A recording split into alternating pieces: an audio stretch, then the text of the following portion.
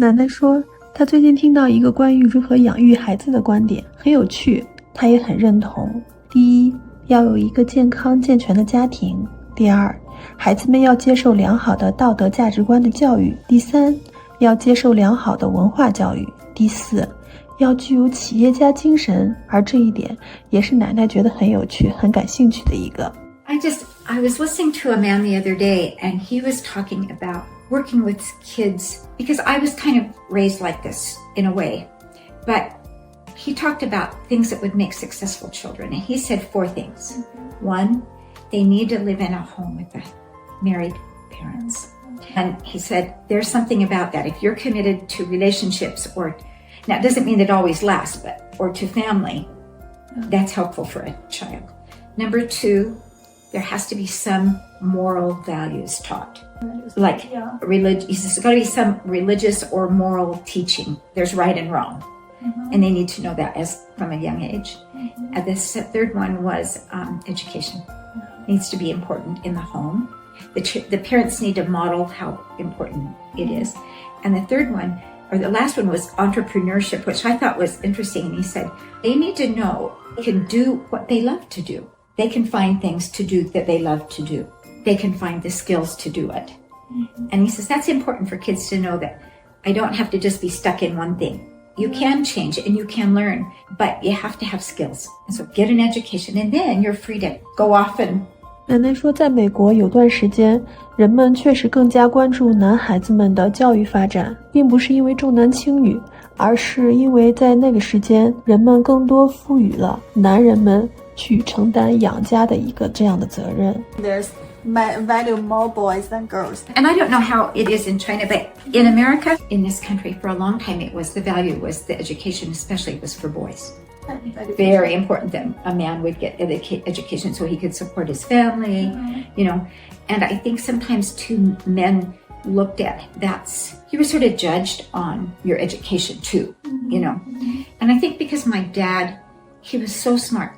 He read the whole encyclopedias every year, all the way through. He always had stacks of books because he didn't get a lot of schooling. So learning, and you did not want to play games with him if you had to know facts, because he knew every fact. And so he really encouraged us all to get an education, to go to school, like my mom. And by the time I wanted my daughters, they needed to do that. And some did and some didn't.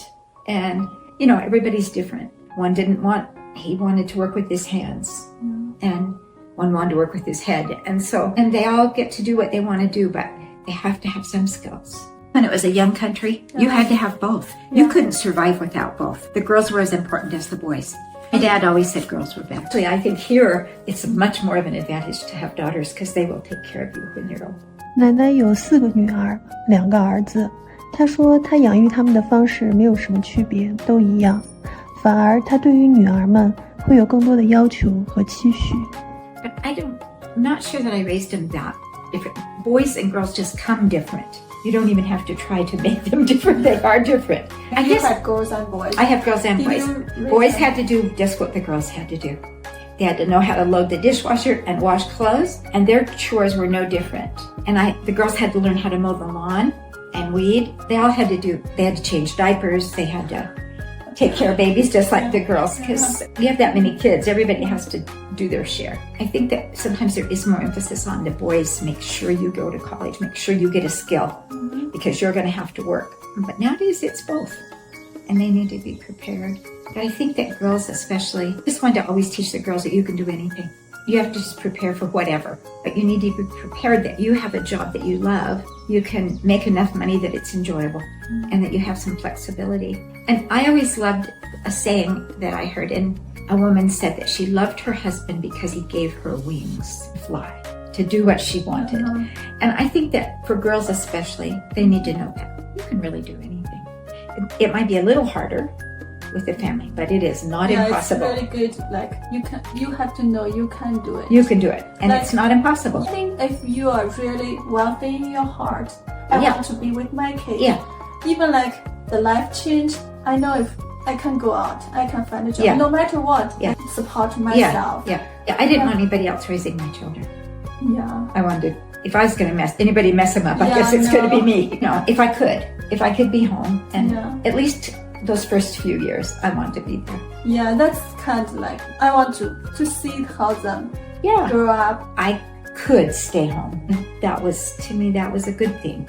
Yeah. But then it was time. I think it doesn't hurt sometimes, especially when they get older, say they're in school all day. If they have to help a little more around the home, if mom works till 5 or something, that's all right, you know. Yeah. But just, it's been nice to, I was grateful I got to stay home. And dad support you too. Yeah, Dad's really good. Yeah. He doesn't tell me what to do. You have to tell I him tell him what to do. 我和奶奶讨论了关于孝顺的问题。其实，孝顺并非完全是顺从父母的意志，而更多的是对家庭、对长辈的一种责任和付出。What do you think like that? Filial piety.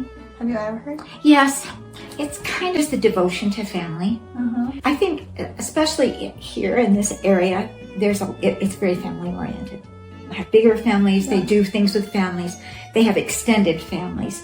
I think in America, people are very mobile. They do move. That's difficult, you know. And we loved living in the East, but when we thought about retiring there at some point, I grew up away from their grandparents for a while. I was so happy we got to come back closer. We feel so lucky to have our grandchildren close. Even though if you're not together, that you still remain close. You know, that It's like devotion to the family.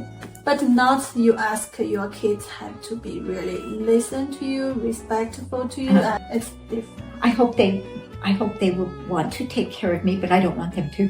I mean, you always want to. You'll go to your parents for advice. I always appreciate my mom's advice or Dan's parents' advice, but I don't think it's quite as strong. There is a real independence in this country that just came with it. I think there's Where did the people here get the independence? the minute they broke away from England, they weren't going to have anybody tell them what to do. Is that underlying? You're not going to tell us what to do. The government's not telling me.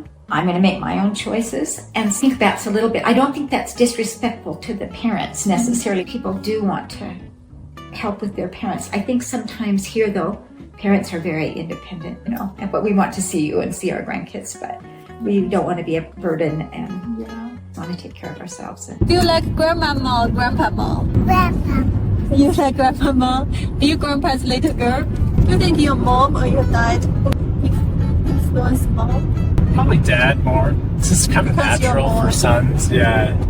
Do you think like your education, your mom and dad give you some push or pressure? Not really. I mean, when I was younger, your schooling is also like suddenly kind of more in your hands and more your responsibility. You still feel like I want my parents to be happy with the results that I'm getting in school, but you like that them being proud of you and hearing, you know, good accolades or getting some awards at school, having a paper published or having good grades. I think it's also just, it's super important for parents to like, they'll be aware that there are maybe some friends or influences that won't be very positive for their kids. Do you prefer have boys than girls? Do you enjoy the two little girls? I never really thought of it much, but obviously, like, you know, before we had Chloe, we talked about, I really was hoping we would have a little girl. So, no, Two girls is enough for us. you get what you get, and I'm very excited that we have two girls. It's